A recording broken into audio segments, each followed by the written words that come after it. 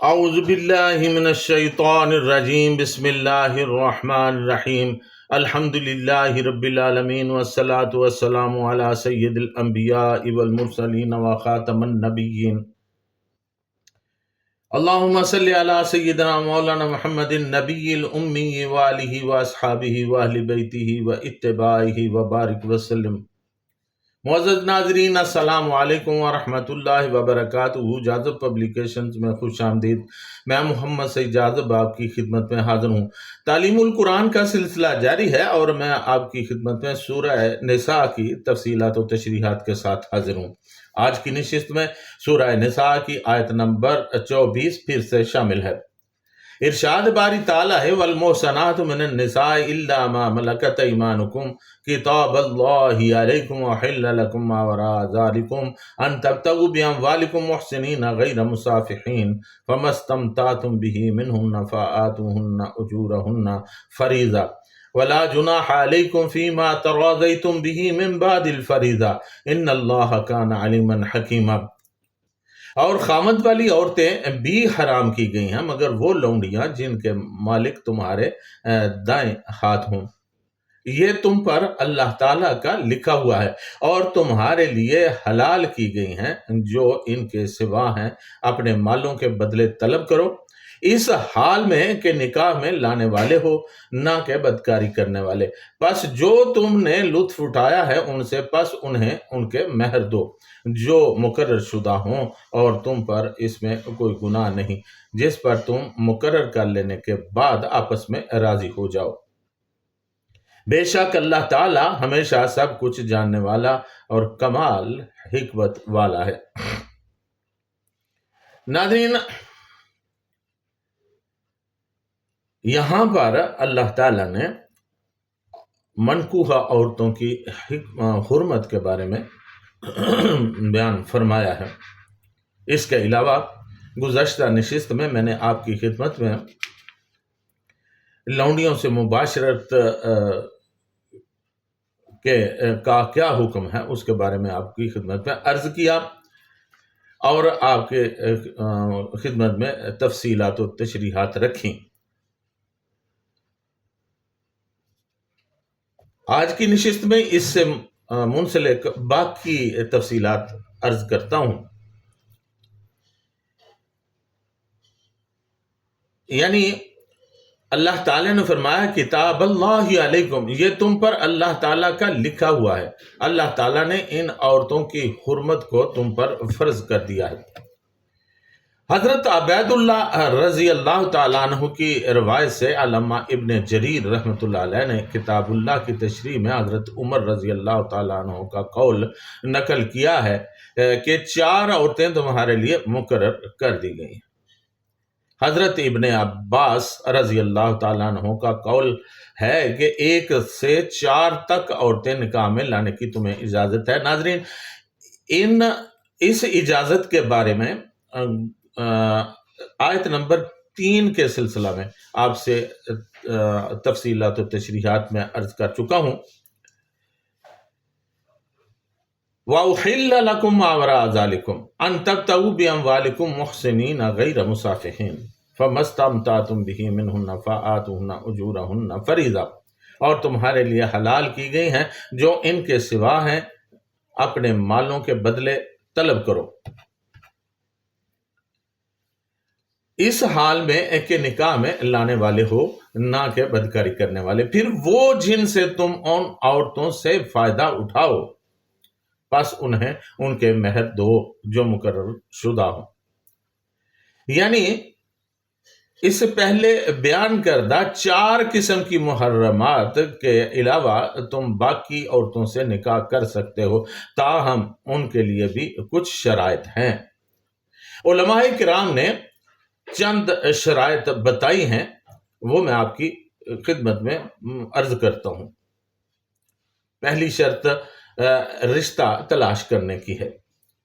ان تبتغوا، یہ کہ تم تلاش کرو۔ مرد کا فرض یہ ہے کہ وہ اپنے لیے عورت تلاش کرے۔ تبتغوا کسی چیز کے حصول کے لیے کوشش کرنے کو کہتے ہیں، یا کسی چیز کے حاصل کرنے میں بہت زیادہ کوشش کرنا۔ اس سے مراد طلب یعنی پرپوز کرنا بھی ہے۔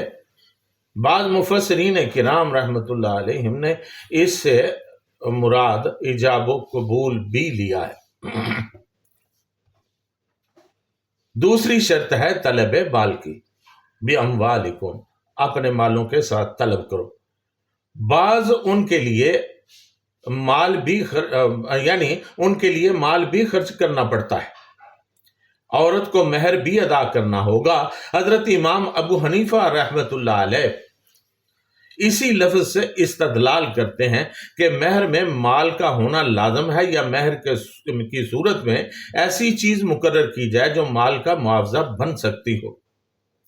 حضرات علی رضی اللہ تعالی عنہ اور عبداللہ بن مسعود رضی اللہ تعالی عنہ سے منقول روایت ہے کہ لا مہر اقل من 10 دراہم، 10 درہم سے کم مہر نہیں ہے، یعنی مال کی کم از کم مقدار 10 درہم ہو تو وہ مال کی تعریف میں آتا ہے۔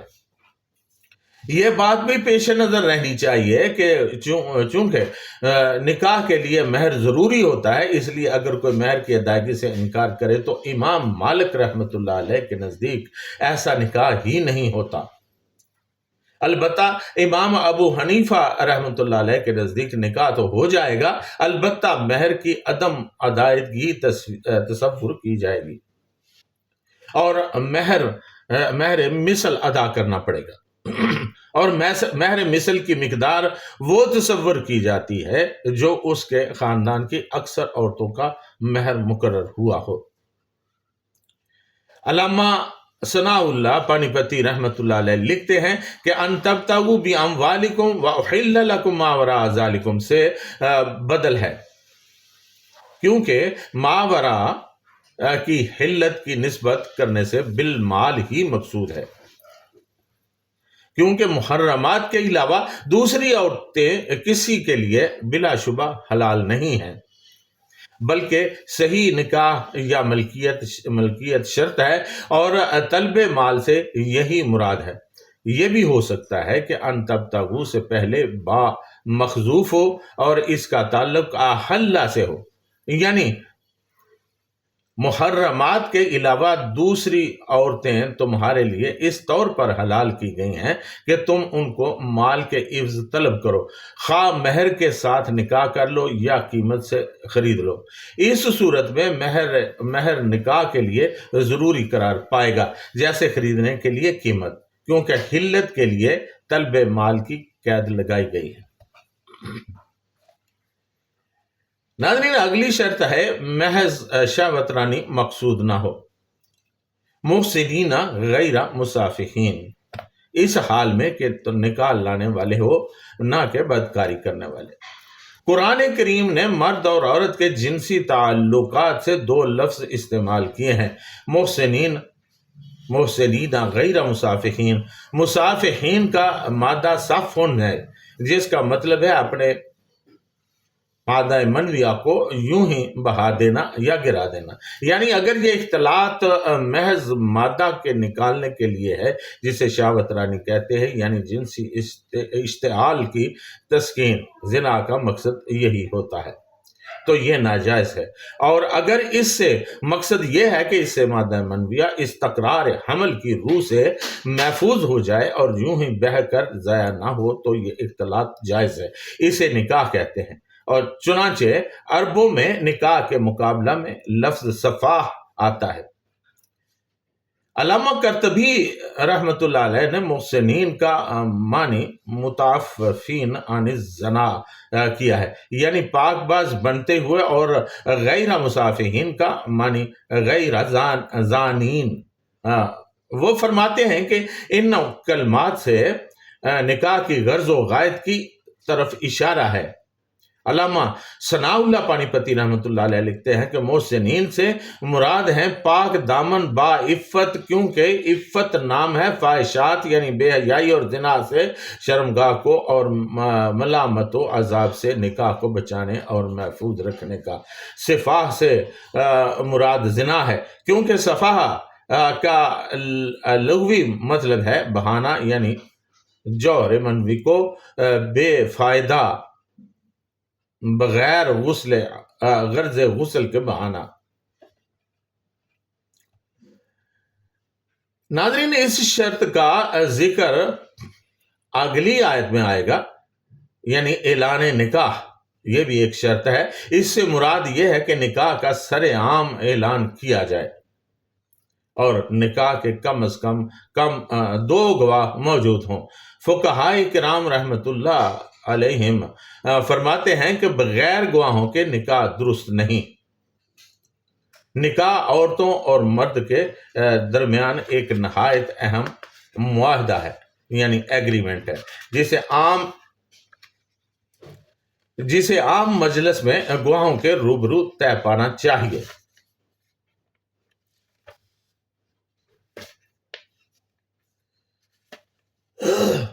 عورتوں سے فائدہ اٹھاؤ، فَمَسْتَعْتُمْ بِهِ مِنْهُنَّ، پھر جو تم نے لطف اٹھایا ان سے۔ استمتعتم کا مادہ متاعن ہے، اور متاعن کا مطلب ہے ضرورت کا ساز و سامان، یعنی ہر وہ ضرورت کی چیز جس سے فائدہ حاصل کیا جائے۔ چنانچہ المتاعن اس چیز کو کہتے ہیں جس سے تھوڑا فائدہ حاصل کیا جائے لیکن وہ باقی رہنے والی نہ ہو بلکہ جلد ختم ہو جائے۔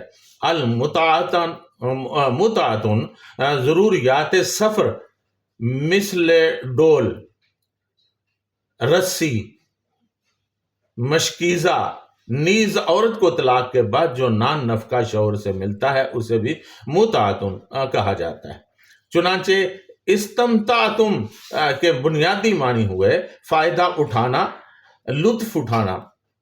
ایک جماعت کا خیال ہے کہ اس سے عقد متاع مراد ہے، یعنی ایسا عقد جس سے مہر معین ہوتا ہے اور مدت بھی معین ہوتی ہے۔ مدت گزرنے کے بعد عورت بائنہ ہو جاتی ہے، طلاق کی ضرورت نہیں ہوتی، لیکن استقرار حمل سے رحم کی صفائی دیکھنے کے لیے ایک حیض کا انتظار ضروری ہے۔ واضح رہے کہ شیعہ حضرات اس آیت اور بعض صحیح احادیث سے نکاح متع کے جواز پر استدلال کرتے ہیں، لہٰذا نکاح متع کے جواز یا حرمت کی تحقیق ضروری ہے۔